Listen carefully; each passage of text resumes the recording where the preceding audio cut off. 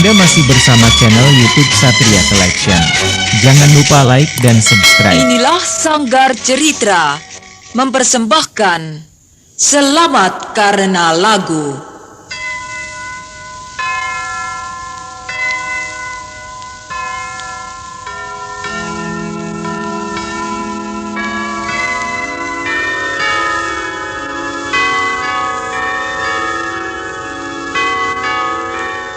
Inilah sebuah kisah yang terjadi di saat-saat menjelang Natal di tahun 1745. Kota Leipzig berselubungkan salju putih.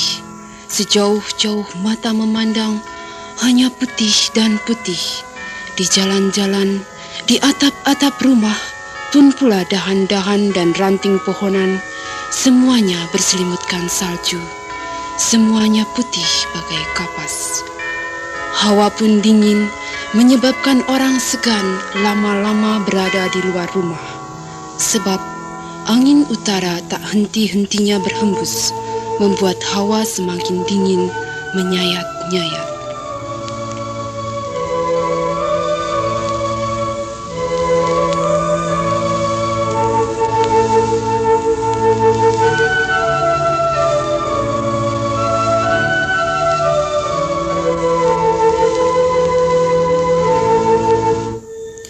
Maka, tak mengherankan keadaan kota sangat sepi. Hanya sekali-kali saja kedengaran langkah orang lewat. Itu pun bergegas-gegas. Tetapi tidak demikian halnya dengan dua orang bersahabat yang berdiri di tikungan jalan itu. Mereka berdua kelihatan berbicara begitu asyik, tak memperhatikan hawa dingin yang mengitarinya.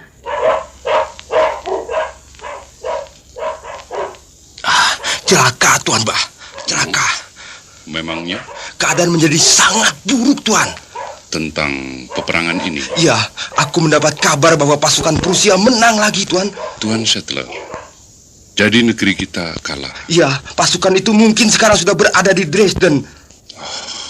Ya Tuhan. Ya, mengapa negeri ini harus menderita karena pertentangan antara Raja Prusia dan Raja Bohemia, Tuan? Semua jadi kacau, lalu lintas terhalang, perdagangan macet, pasar jadi sepi, Tuan. Dan rakyat selalu ketakutan diburu-buru peperangan ini. Peperangan selamanya membuat rakyat menderita, Tuan Settler. Ya. Bagaimana orang akan merayakan Natal dengan gembira bila diri mereka selalu cemas? Kabar itu kuterima 3 hari yang lalu, Tuan. Ya. Sesungguhnya aku cemas, Tuan Bah. Kalau tidak cepat-cepat ada perdamaian, mungkin tentara Prusia itu akan masuk ke kota kita di hari Natal, Tuan. Saya pun berpikir demikian, Tuan Settler. Tapi semoga Tuan tidak memainkan musik yang terlalu sedih di gereja. Jangan khawatir. Meski dalam keadaan yang bagaimanapun, musik tetap merupakan sumber penghibur yang sejati. Ya, karena ucapan itu muncul dari seorang ahli musik. Saya percaya, Tuan Bah.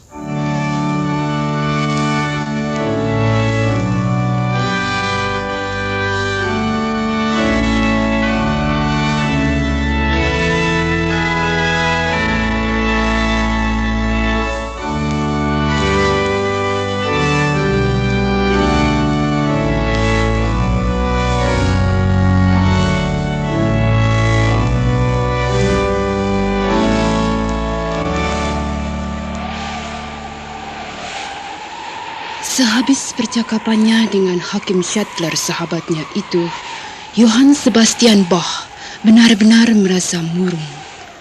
Dalam angin dingin yang terus mendesau, Bach berjalan tertunduk menuju ke rumahnya. Tetapi, betapa terkejutnya ketika ia sampai di rumahnya. Hah? Anda? Ya, Anda heran? Saya heran mengapa tiba-tiba di rumahku datang tamu-tamu yang tak diundang.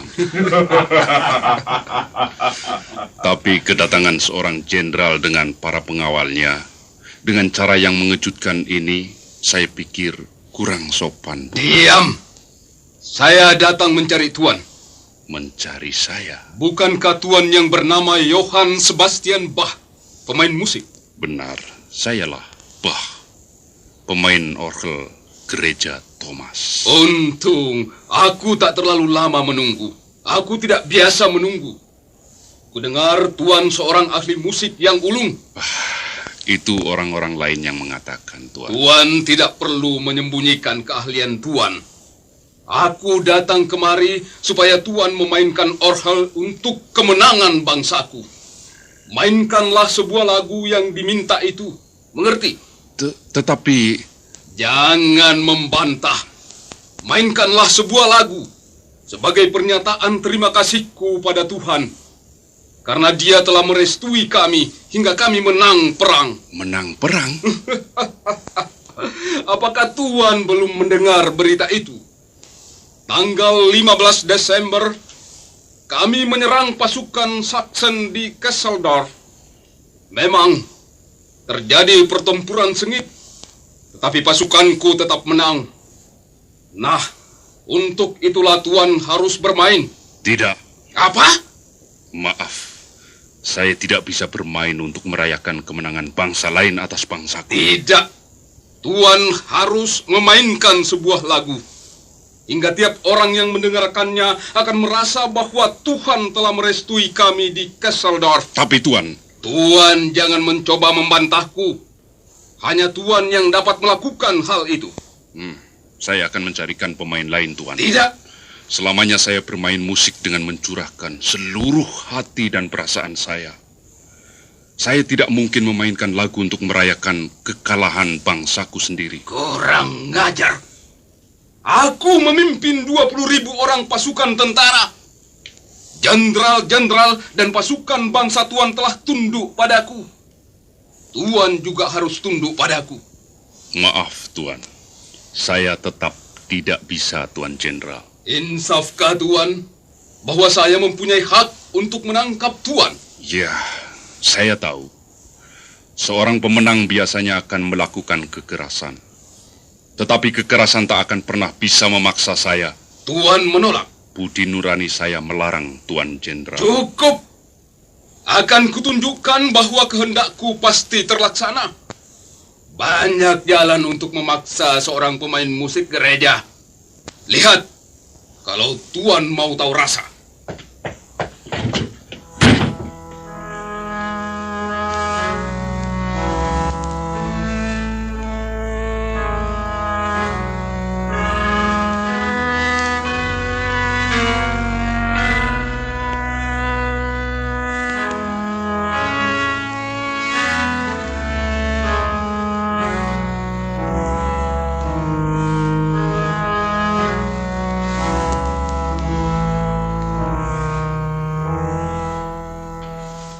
Tuan Bach.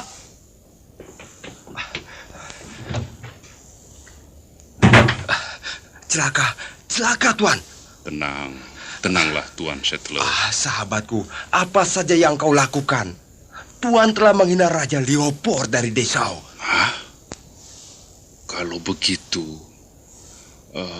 jadi Jenderal Prusia yang datang kemari? Iya, tadi pagi ia telah memasuki kota dengan sepasukan serdadunya. Ya Tuhan. Ya, tak seorang pun memperhatikannya. Aku sendiri menyangka mereka masih ada di Dresden. Tahu-tahu mereka sudah di sini, Tuan. Dan Tuan telah menghinanya.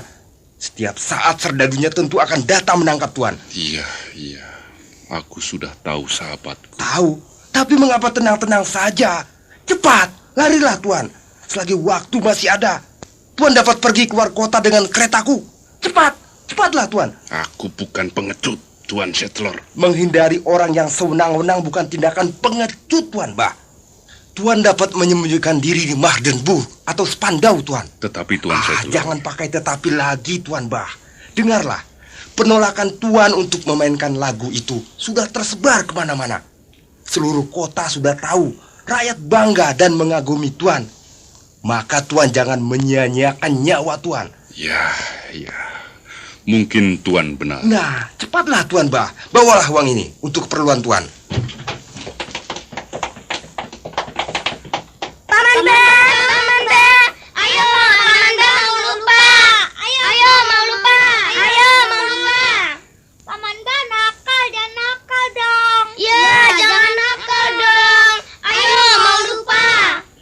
sabar.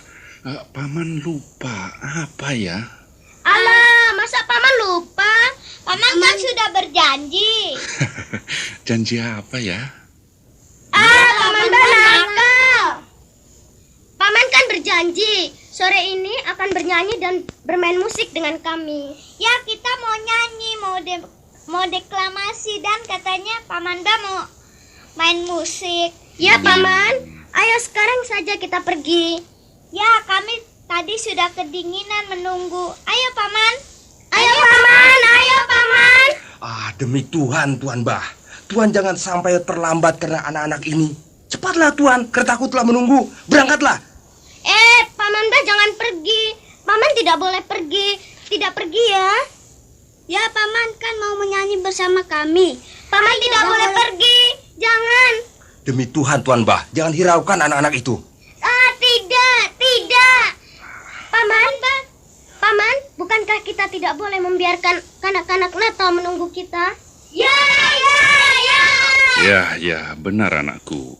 Kita tidak boleh membiarkan Kristus menunggu. Ayo kita berangkat. Tuan Bah. Tuan Settler, Tuan lihat sendiri bukan? Tugas mulia memanggil. Apakah Tuan telah kehilangan pikiran, Tuan? Mungkin. Demi Tuhan, Tuan. Apakah Tuan tidak menyadari bahaya yang mengancam Tuan? Oh, jangan khawatir, Tuan Settler. Tuhan pasti akan melindungiku. Ayo anak-anak, kita berangkat.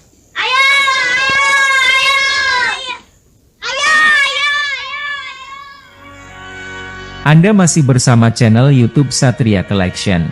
Jangan lupa like dan subscribe.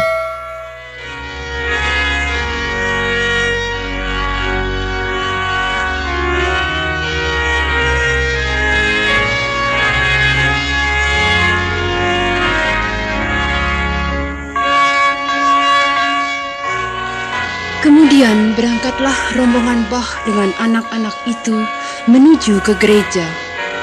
Di antara anak-anak itu, ikut pula Shuttler, sahabat Bah. Dialah satu-satunya di antara rombongan itu yang berwajah paling muram, karena dia sangat mengkhawatirkan nasib sahabatnya. Dia mau ikut dalam rombongan karena ia ingin tahu apa yang bakal terjadi di gereja. Rombongan itu terus berjalan, tak menghiraukan angin dingin yang terus berhembus.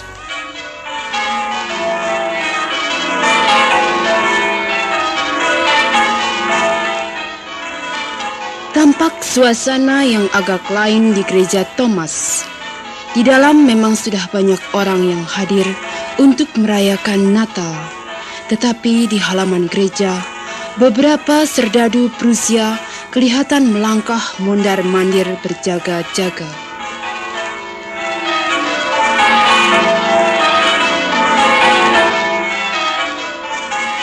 Ketika rombongan itu sampai, Shuttler sangat cemas melihat serdadu-serdadu yang hilir mudik di halaman gereja. Tetapi Sebastian Bach tidak ambil peduli.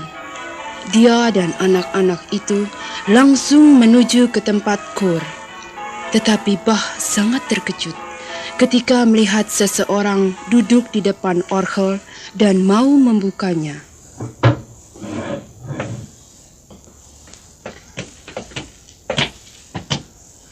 Oh, maaf. Siapakah tuan ini? Saya perwira tentara kerajaan Prusia. Lalu, maksud tuan? Saya diperintahkan Raja Leopold dari Dessau untuk memainkan sebuah lagu. Sebentar lagi beliau akan datang. Oh, begitu. Ya. Ya, soalnya pemain orgel di gereja ini, Sebastian Bach, telah menolak bermain untuk beliau. Mungkin ia sekarang sudah ditangkap.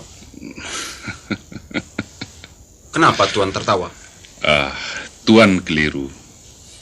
Akulah Sebastian Bach. Hah? Tuan? Iya. Maaf Tuan. Maaf Tuan. Marilah Tuan, ambillah tempat duduk ini. Tidak ada orang lain yang lebih berhak untuk duduk di depan orgel ini. Apakah Tuan telah mengenalku? Pemain orgel mana yang tidak mengenal nama Tuan? Tuan jangan terlalu banyak memuji. Tidak, saya berkata sesungguhnya. Baginda Leopold memang pecinta musik. Setelah pertempuran di Kesseldorf, ia ingin sekali mendengarkan sebuah lagu syukur atas kemenangannya. Ya, lalu? Akulah yang mengatakan padanya bahwa di Leipzig ada seorang pemain orgel yang terkenal. Maafkanlah Tuan Bach, aku sama sekali tidak bermaksud buruk. Sungguh mati Tuan Bach. Sudahlah. Tuan tak perlu minta maaf padaku. Aku mengerti. Terima kasih Tuan Bach. Baiknya aku mulai saja sekarang. Nah, anak-anak, kalian sudah siap? Siap, Paman. Mainkanlah lagu itu Tuan, dan Raja Leopold akan memaafkan segala-galanya. Memang akan kumainkan lagu, tetapi lagu yang kujanjikan pada anak-anak ini. Nah, anak-anak, bersiaplah. Paman akan segera memulai. Tapi... Raja Leopold. Ya, dia datang, Tuan. Anak-anak, tenang saja. Kita tetap mulai. Nah, itu dia orangnya. Akhirnya Bach mau juga memainkan lagu.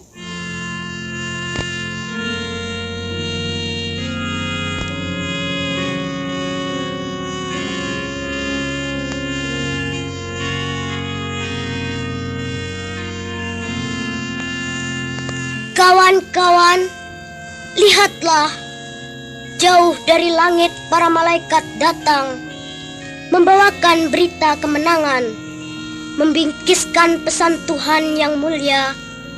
Telah lahir Sang Putra dari Bunda tercinta, dan kedatangannya membawa bahagia. Haleluya, haleluya, haleluya, haleluya.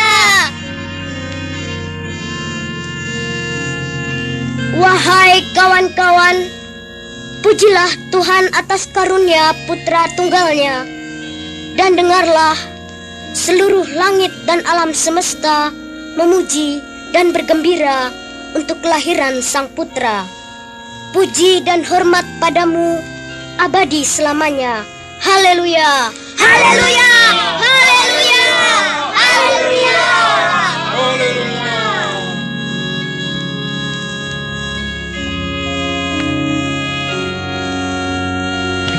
Setelah Bach selesai memainkan lagunya, ruangan gereja itu menjadi sunyi senyap.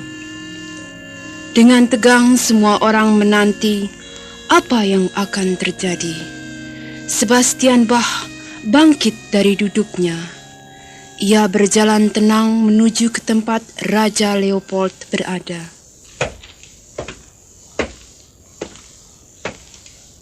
Baginda. Tuan Bach. Maafkanlah saya. Saya telah memainkan lagu yang lain dari kehendak Baginda. Sekarang saya bersedia ditangkap. Tetapi... Saya dengar Baginda mencari-cari saya. Tuan Bach, aku benar-benar kagum. Baginda, Tuan telah memainkan lagu kemenangan yang jauh lebih mempesona dari yang kubayangkan. Tuan telah memperdengarkan lagu malaikat dan bidadari dari langit yang belum pernah kudengar sebelumnya. Tuanku, terima kasih. Hari ini aku bukan hanya sekedar menikmati musik yang indah itu, Tuan Bach. Tapi aku juga mendapat sebuah pelajaran. Bahwa tidak setiap orang bisa diperintah orang lain begitu saja. Orang seperti Tuan misalnya, hanya berdiri di bawah perintah Tuhan. Jadi, Baginda tidak akan menangkap saya. Lagu yang Tuan mainkan telah membuka hatiku.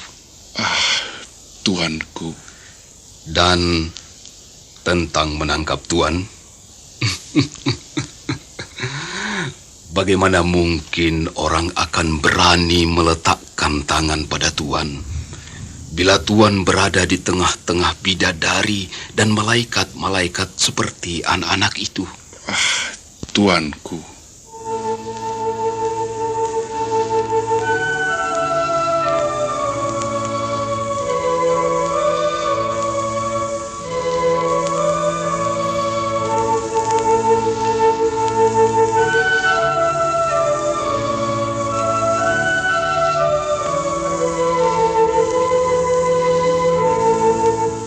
Demikianlah tadi kisah mengenai Johann Sebastian Bach.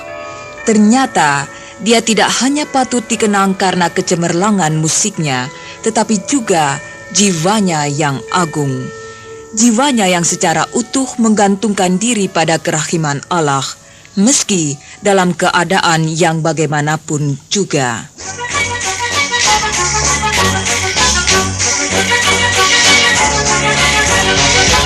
Anda masih bersama channel YouTube Satria Collection. Jangan